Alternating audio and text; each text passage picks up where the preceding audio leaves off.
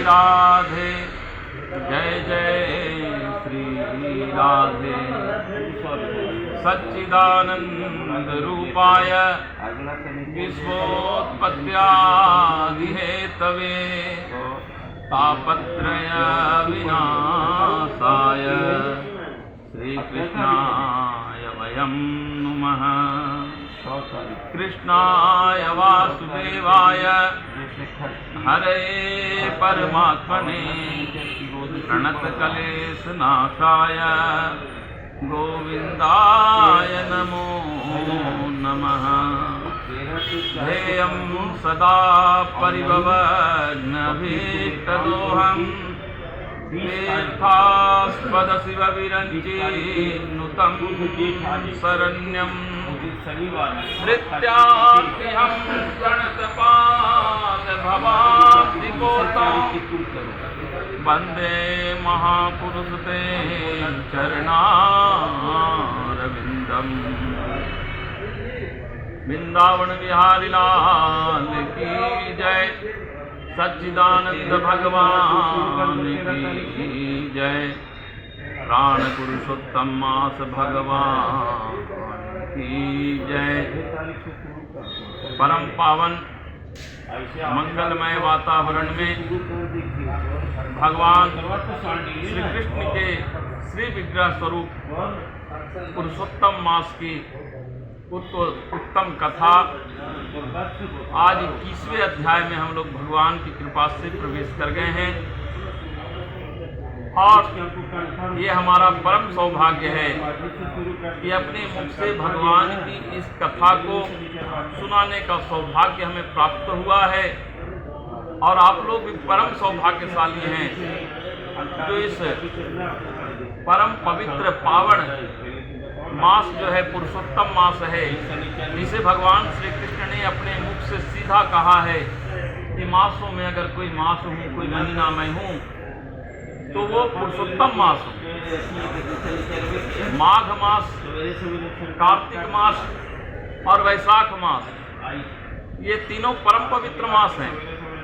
पर इन तीनों महीनों से में भी श्रेष्ठ अगर कोई मास है तो उसे अधिक मास को कहा जा सकता है, क्योंकि भगवान श्री कृष्ण ने अपने मुख से सीधा कहा है मैं मासों में अगर कोई मास हूँ तो वो अधिक मास हूँ।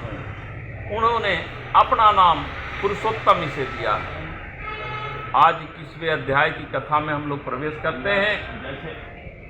इससे पूर्व प्रतिदिन हम लोग भगवान नाम का संकीर्तन जो करते हैं, ये संकीर्तन हमारे जीवन में जो भी पाप ताप संताप है इन सब को क्षण में दूर करने की अगर किसी में क्षमता है तो वो केवल और केवल भगवान नाम में है। तो प्रतिदिन के भांति आज भी हम लोग भी भगवान का नाम लेंगे। आप लोग भी हमारे साथ भगवान का नाम लें। हे मुरलीधर छलिया मोहन, हे मुरलीधर छलिया मोहन, हम भी तुमको दिल दे बैठे।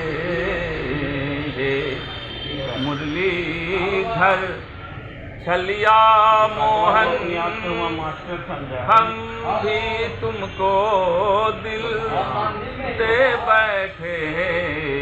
गम पहले से तो कम ना हुए, एक और मुसीबत ले बैठे। मुरलीधर छलिया मोहन, हम भी तुमको दिल दे बैठे। मुरलीधर छलिया मोहन, दिल कहता है तुम सुंदर हो, दिल कहता है तुम सुंदर हो, आँखें कहती है दिखलाओ तुम आते नहीं हो मिलने कभी, तुम आते नहीं हो मिलने कभी, हम कैसे कहें देखो ये बैठे हैं, हे मुरलीधर छलिया मोहन, हम भी तुमको दिल दे बैठे हैं, मुरलीधर छलिया मोहन। वृंदावन बिहारी लाल की जय। जय जय श्री राधे पुरुषोत्तम मास भगवान की जय। प्रतिदिन जो कथा हम सुना रहे हैं आप लोग सुन भी रहे हैं, पर आज एक कथा के माध्यम से 21वें दिन की कथा प्रारंभ करने के पूर्व एक दृष्टांत के माध्यम से एक सुंदर कथा याद आ रही है और हमें आप लोग के सामने इसे रखने में की इच्छा है। हम चाहेंगे कि जितने लोग जुड़े हुए हैं, क्योंकि मोबाइल से आवाज़ थोड़ी जो है ना वो देर से पहुंचती है, तो ध्यान पूर्वक थोड़ा सुनने की कोशिश करेंगे। बड़ा सुंदर ही कथा मैं आप लोग को आज सुना रहा हूँ और ये कथा जो होती है ये जीवन की व्यथा को दूर करती है और हर एक कथा जीवन में शिक्षाएं लेकर आती है और इसे आप लोग अपने ऊपर नहीं लीजिए। एक राजा थे, वह प्रतिदिन कथा सुनने के लिए एक ब्राह्मण को अपने घर बुलाते थे और उन्हें 100 स्वर्ण मुद्रिकाएं रोज देते थे और उसी मुद्रिकाओं से उस ब्राह्मण का घर चलता था, भरण पोषण उनका होता था। काफी दिन बीत जाने के बाद राजा ने कहा, हे ब्राह्मण देवता, आप हमें रोज कथा तो सुना रहे हैं, पर हमारे भीतर में जो बंधन है माया का, संसार का, ये बंधन हमसे नहीं छूट रहा। इस बंधन को छुड़ाने के लिए कौन सा उपाय किया जाए और ये बंधन क्यों नहीं छूट रहा? अगर आप रोज कथा कर रहे हैं तो ये बंधन रोज क्यों नहीं छूट रहा? हमें कृपा करके बताइए कि आखिर ये बंधन हमारा सांसारिक मोह ममता हमारा दिन ब दिन बढ़े जा रहा है, तो आप भी बताइए सांसारिक मोह बंधन हमारा क्यों नहीं छूट रहा? अब यह सुनकर ब्राह्मण तो आश्चर्य में पड़ गए। उन्होंने कहा इसका उत्तर हम कल देंगे और यह सोचकर वो घर पर गए। घर में उनकी बड़ी चिंता बढ़ी हुई थी। घर में वह इतनी चिंता में थे तो उनकी पत्नी ने पूछा, आप चिंता किस बात की कर रहे हैं? उन्होंने क्या क्या कहें? राजा ने आज एक प्रश्न किया है। उन्होंने क्या, कौन सा प्रश्न? राजा ने प्रश्न किया है कि हम जो कथा रोज उन्हें सुनाते हैं उससे उनका सांसारिक बंधन क्यों नहीं छूटा? अब मैं उन्हें उत्तर नहीं दे पा रहा।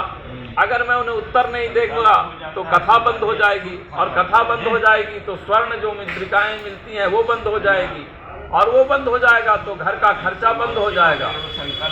उनकी पत्नी ने कहा कि इतनी छोटी सी बात के लिए आप चिंता कर रहे हो, इसका उत्तर तो मैं ही दे दूंगी। उन्होंने कहा जब तुम जानती ही हो तो हमें बता दो, मैं राजा को बता दूंगा। उन्होंने कहा नहीं नहीं, ये तो मैं राजा के सामने ही उत्तर दूंगा। उन्होंने कहा कि तब तो हमारी बड़ी बदनामी होगी, क्योंकि लोग कहेंगे कि पंडित जी को कुछ नहीं आता और उनकी पत्नी ज्ञानी है। सुनने वाला ऐसी कोई बात नहीं है। आप वहां बोल देना कि इतनी छोटी सी बात के मैं उत्तर नहीं देता, इसका उत्तर तो मेरी पत्नी ही देगी।